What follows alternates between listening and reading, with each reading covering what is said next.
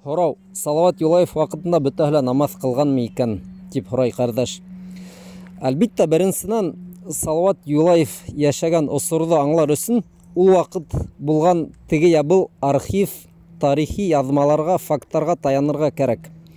Ул замандагы башкортларның ханы, мәсәлән, уларның теге төрле гөрф гадәтләре һәм башка нәмәләр турында теге бик күп китаплар килеп иткән дип әйтеп булмай.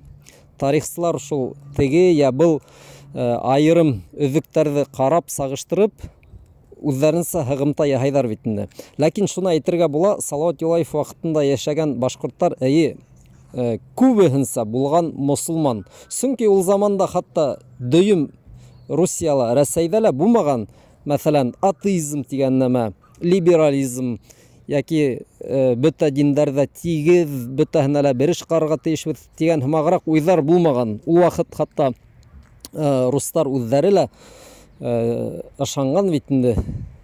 Бог, Всевышний, безнеңсә Аллаһ Тәгалә була инде бит. Улар бөтәһе лә ышанган. Ул вакыт күз алдына килтереп булмай. Мәсәлән, берәй рустың мин ышанмайым Алла Тәгаләнең барлыгына, не верю в существование Бога дип әйтһә, без ундай нәмәне күз алдына ла килтерә алмайбыз. Шундый замандар булган. Һәм мусулман кавемдәре, милләтләре ул әлбиттә намазны ла тоткан, Коранды ла тоткан.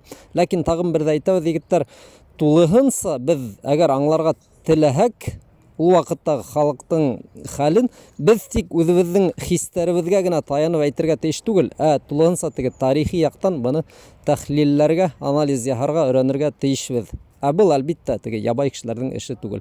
Мана шулай кыскаса.